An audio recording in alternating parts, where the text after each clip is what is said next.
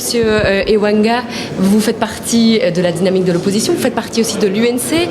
On sait que le chef de l'UNC, Monsieur Vital Kamerhe, est plutôt opposé à cette réunion de l'opposition. En tout cas, il n'est pas là. Qu'est-ce que vous êtes venu faire ici, à Genval? Mais j'ai rejoint mes compatriotes congolais qui ont décidé, de l'opposition, qui ont décidé de se mettre ensemble pour résoudre les problèmes cruciaux qui préoccupent notre pays. Le Congo, la RDC, est devant une situation très complexe.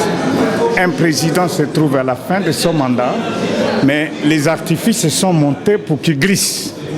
Et vous savez, quand on glisse, des fois, on peut casser la jambe. Et c'est pourquoi il faut se mobiliser pour que la constitution de la RDC soit respectée à la lettre et à l'esprit aussi, et pour qu'on aille rapidement.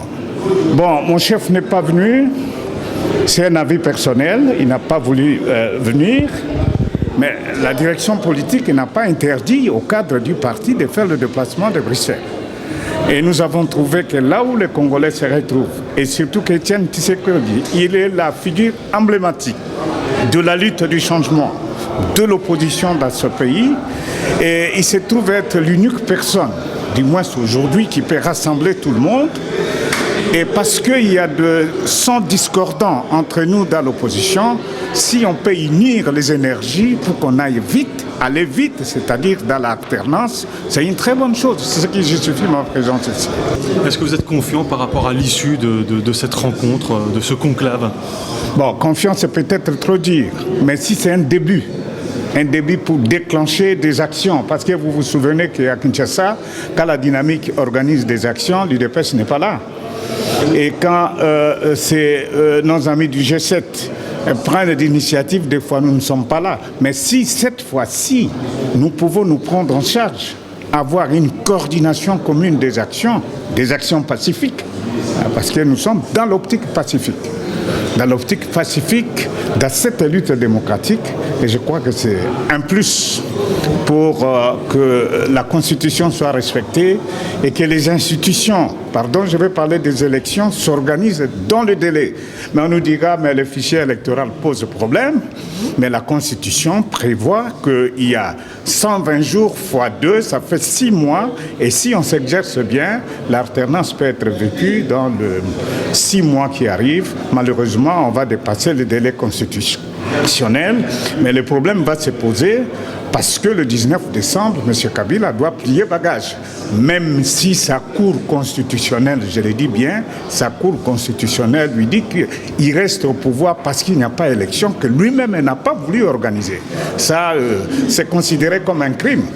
Parce qu'il refusait d'organiser les élections, le pays n'a pas manqué de l'argent, je suis parlementaire, chaque année nous avons épargné 250 millions de dollars de dépenses non budgétisées ont été effectuées par le gouvernement, justement pour trouver des prétextes. Ça, nous ne pouvons pas encourager. Il va où cet argent alors? L'argent a été détourné du fait que ce que le législateur n'a pas prévu, notre fameux Premier ministre a fait des dépenses non autorisées.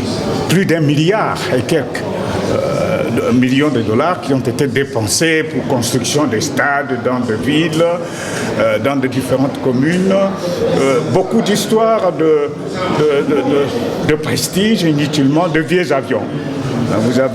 Nous disons chez nous des birocos, tout ce qu'on prend à l'extérieur ici, tout ce qui est utilisé à l'Occident ici, des avions d'occasion, alors que notre voisin, le Rwanda, venait d'acheter, je crois, 4 A320, et le Grand Congo, qui a tout ce que nous avons au moins, madame, 15 milliards de dollars, et ça vient du président de la FEC, qui voltige à travers le pays, dont la corruption et autres. Cet argent, on peut mobiliser non seulement pour les élections, et pour acheter de beaux avions pour la République. Donc il se pose un problème de gouvernance. Mais depuis que vous êtes là ce matin, est-ce que vous avez pu participer à une commission, une rencontre préparatoire? Il y a une commission préparatoire.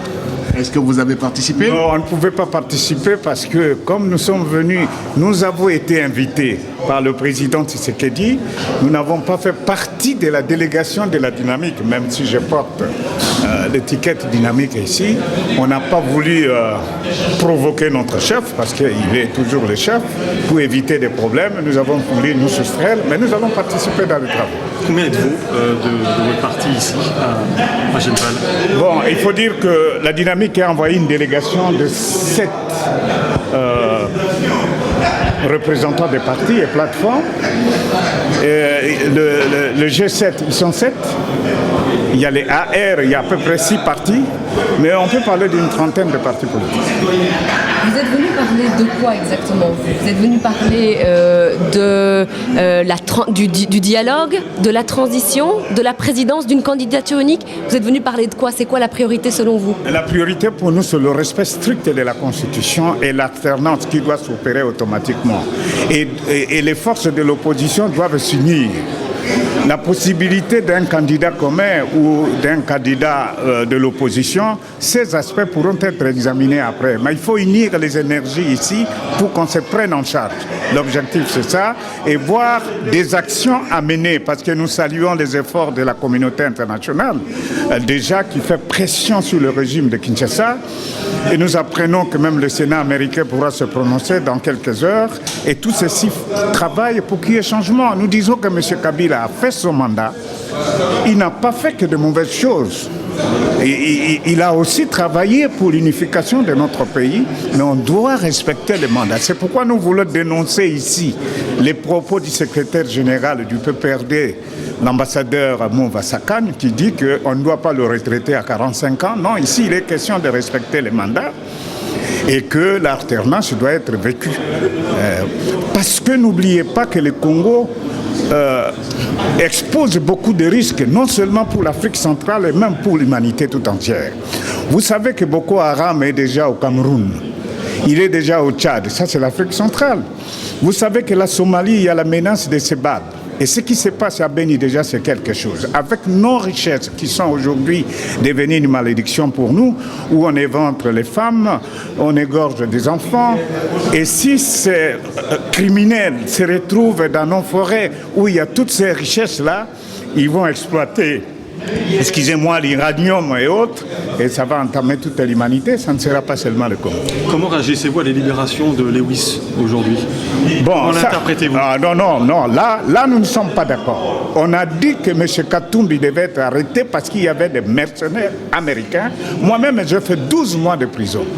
Montage, toujours des montages avec le régime de M. Kabila et sa justice. On a monté une histoire qu'il y a des Américains qui sont devenus des mercenaires, ils sont 400 et quelques, on n'a pas expulsé. Ça, c'est une fuite en avant.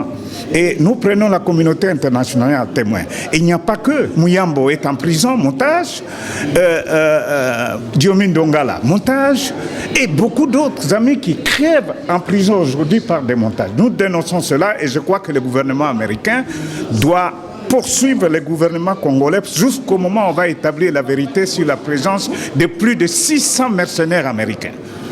Et voilà maintenant, pour une histoire pareille, ils ont en quelque sorte ils vont émettre finalement un mandat d'arrêt à M. Katumbi, que nous considérons comme innocent. Voilà une justice à géométrie variable et nous pensons que le moment est venu, le pouvoir est au bout du souffle.